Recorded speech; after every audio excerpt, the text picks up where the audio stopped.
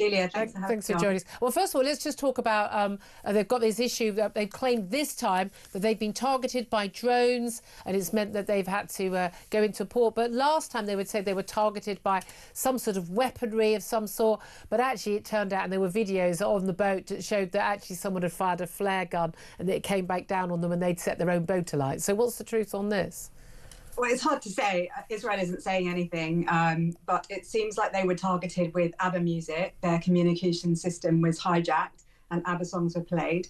I mean, to be fair, that would turn you back. And it seems that there is some sort of projectile or noise of projectile that has reached their boats. It's hard to know whether they were actually attacked. I don't think they would have been attacked by proper drones, but maybe this is Israel's way of saying, we've given you a chance. Israel has offered to take the food and give it to the people of Gaza. It said, come to Israel and drop it at There's literally a port just north of Gaza. You can drop it off. Other raiders be dropped off there and we will take it in.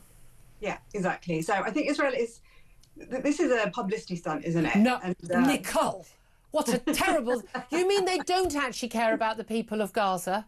Exactly. And they actually just want to... What a terrible thing to say. I'm ashamed of you. So they are determined to try and force a fight with Israel. So Israel is doing what it can to say, just go away. Last time they managed to have quite a bit of fun with Greta by taking a photo of her taking a sandwich, a challah sandwich.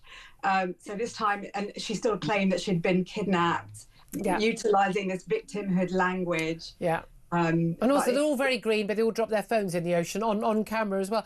No, we also found out there have been massive big fallouts. The Mail are calling it rather wonderfully woke on woke fury, which is really very true. So basically you've got a load of pro-Palestinian activists. And by the way, we need to remember that the people organising these flotillas have very, very, very, very strong links to Hamas, which is a terrorist organisation. But, by all means, let's all get on that flotilla. I mean, genuinely, even, the company that leases the boats to them, there's no question at all of who is benefiting from this. It ain't no ordinary Gazan civilians. But they're falling out because a bunch of people have now decided they're going to leave this boat because there are, get this right, LGBTQ plus activists on, Tunisian queer activists. I've never known what the queer thing actually means, but just other than you've got blue hair and you're not very attractive.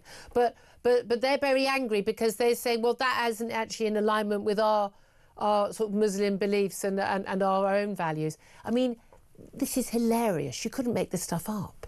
Well, what's quite interesting is you've got this omnicore, what it's called, which is the only ideological glue pulling them together is anti-Zionism / anti-Semitism. Yeah. We've seen exactly the same with the Our Party, Your Party, whatever it's called, the Sultana Corbyn element. Yeah. In that you have two very different ideas of how to kind of create a revolution. So you've got the progressive activists, all trans rights. The guy that was on board is a militant communist activist. And then you've got the Muslim groups who are anti-LGBTQ+, and I think they're quite right in saying that the Palestinian agenda has been completely hijacked. Well, indeed. And then you've got the eco lot. I mean, basically, they moved from eco to trans, and now it's pro-pal. I mean, it's just a seamless movement to anything that I could wave a flag at or wear a strange outfit for. Exactly, and it's all about trying to create this revolution for the social activists, for the progressives, it's basically, as you say, it's anti. I mean, it's definitely anti-West. It's anti. It's anti-Israel. Brackets anti-Semitic. Let's say it like it is. It's all sort of called up in that because Israel's sort of the worst case, the worst offender when it comes to colonialism and capitalism in some way, apparently.